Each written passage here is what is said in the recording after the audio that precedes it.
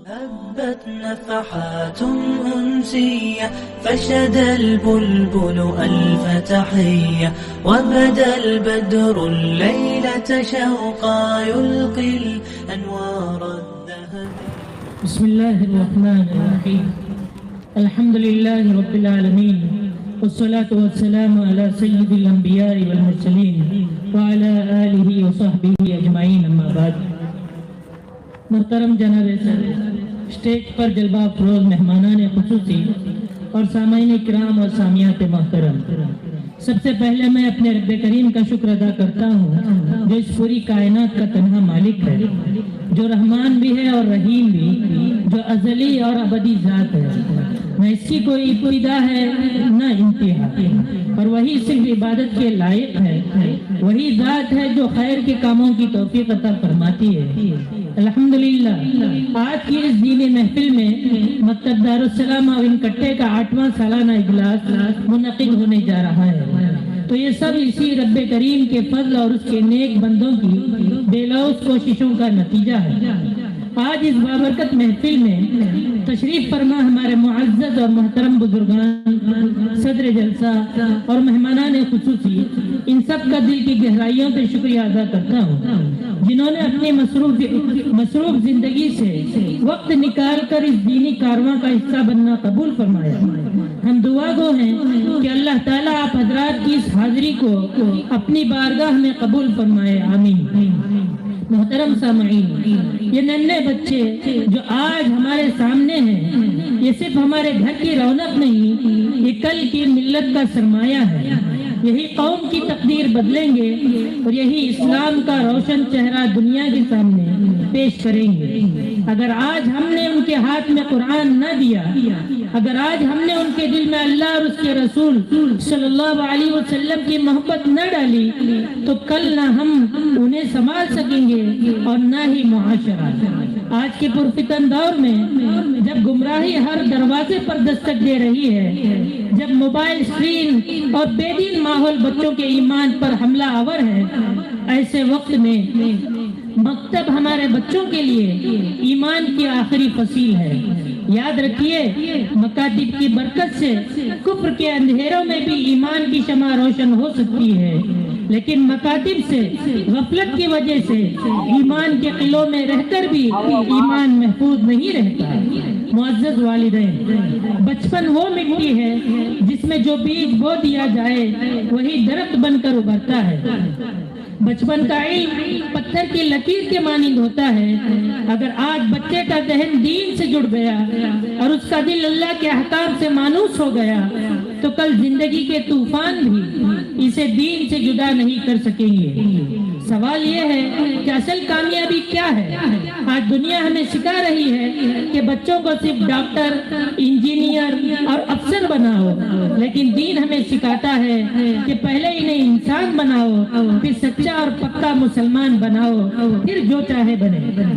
محترم حضرات، جیسا کہ آپ بخوبی آگاہ ہیں کہ آج کا یہ پرنور اور بابرکت اجلاس مکتب دارالسلام معاون کٹے کا سالانہ اجلاس ہے، جو ہمارے لیے باعث سعادت اور مسرت ہے۔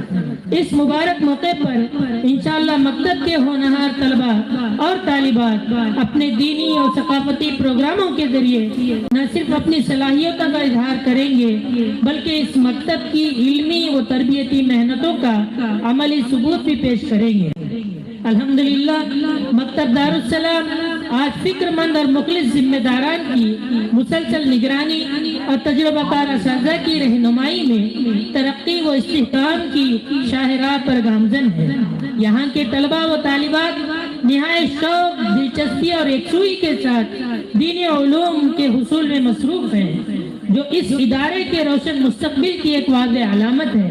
میں یہ بھی وضاحت کرنا ضروری سمجھتا ہوں کہ ہمارے مکتب کے تعلیمی نظام کو 2 سیکشن میں تقسیم کیا گیا ہے۔ اس کی وجہ یہ ہے کہ بچوں کو ان کی عمر کے اعتبار سے ان کے ہم مثل بچوں کے ساتھ تعلیم حاصل کرنے میں سہولت ہو، ورنہ بڑے اور چھوٹوں کا اختلاط بسا اوقات نقصان کا باعث ہوتا ہے۔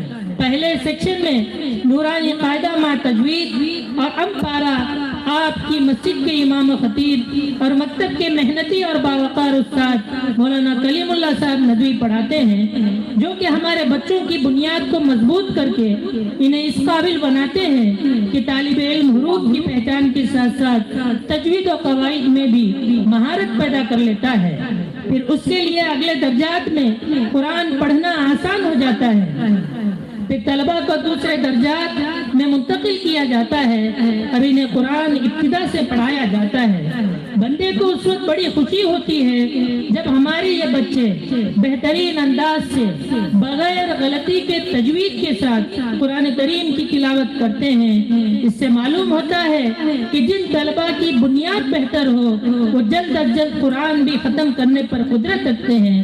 اللہ تعالیٰ استاد محترم کو جزائے خیر دے۔